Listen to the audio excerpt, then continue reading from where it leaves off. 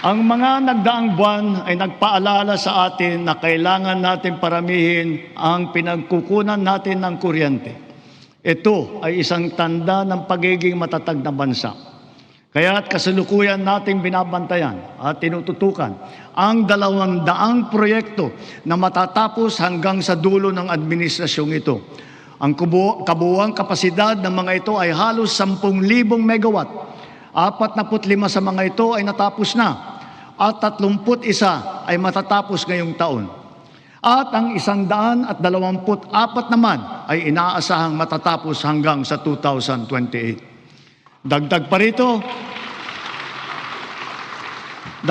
rito ang mahigit 1,700 megawatt na hatid ng mga proyekto para sa energy storage system na may kakayahang mag-imbak ng kuryente. Karagdagang seguridad ito sa 2028 para sa halos 30 milyong kabahayan at mga industriya sa bansa. Ang mga proyektong ito ay napabilis ng dahil sa mga bagong patakaran at proseso na nagpapadali ng pagnegosyo dito sa ating bansa para sa mga Pilipino at dayuhang negosyante. Ngunit siyempre, mas pinapaghalagahan natin ang mga teknolohiya na hindi umaasa sa inaangkat na krudo na pinapaandar ng mga likas na yaman ng ating bansa tulad ng renewable at indigenous. Bukod sa ilang mga plantang pinapatakbo ng krudo, nakapagdagdag tayo ng mahigit 60 plantang pinapatakbo naman ng geothermal, solar, hydro at wind at saka ng biomass. Because of the extension as well of the Malampaya service contract until 2039, drilling operations once again resume for the first time in 8 years. What we have uncovered is truly a national treasure.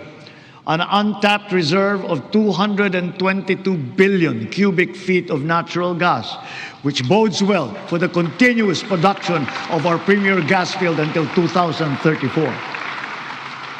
To put it in context, 222 billion cubic feet of natural gas is sufficient to power 1.6 million households for the next 8 years until 2034. Inspired by this development, we have already awarded a total of 14 petroleum service contracts in Luzon, Visayas, and Mindanao. By far, this is the highest number of such contracts ever to be awarded during a single term of any president in our history.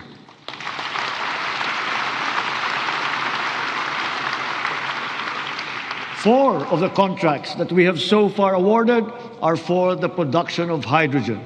Hydrogen gas will serve as a backup fuel for our power plants, especially useful for our off-grid areas. It is also touted as the world's clean fuel of the future. Two of the newly awarded petroleum service contracts are co-managed with the BARM government. This is the first time in our political history. BARM is now firmly set to pursue its strategic vision of energy security and total electrification for and in the Bangsamoro region.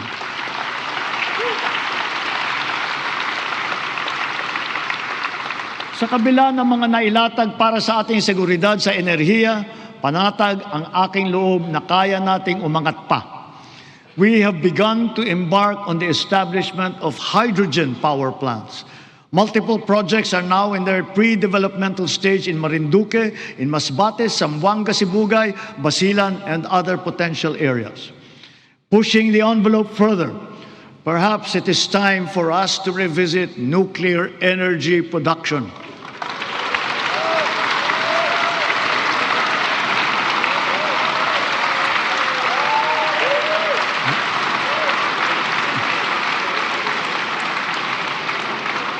After all, we are already using nuclear energy in the fields of medicine, in agriculture, water filtration, and the upcycling of plastic. We are confident in its capacity to reinforce our energy security and to bring down the cost of electricity in our country. Titiyakin natin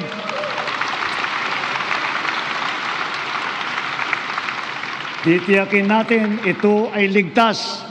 Titiyakin din natin may papaliwanag na mabuti sa publiko ang magandang dulot sa atin ng enerhiyang nuklear.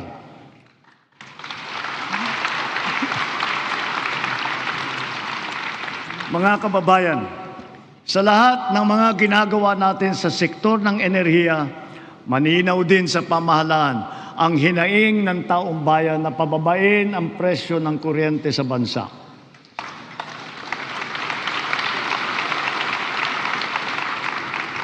Unang-una, upang maging simple, madali at abot kaya ang pagpapakabit ng solar panel at battery storage system sa kanilang mga bahay, hinihiling ko ang tulong ng Kongreso na maipasa na ang Sariling Kuryente Act.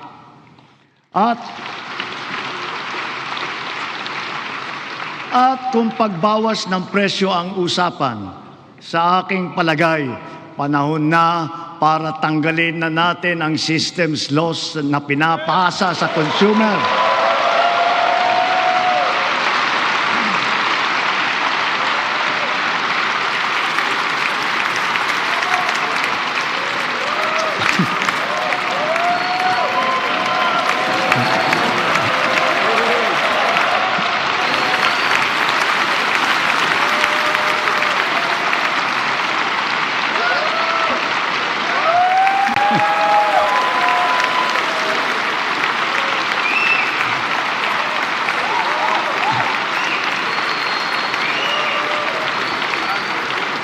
Pinapasa ito sa consumer at kinakarga sa bill na pinapatungan pa ng value-added tax.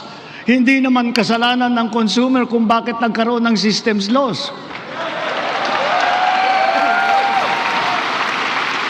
Kaya hindi naman tama na kailangan sila pa ang pagbabayarin dito.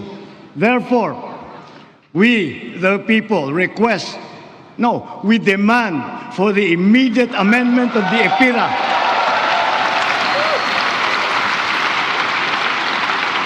and to prohibit charging systems loss against consumers, including the value-added tax thereon.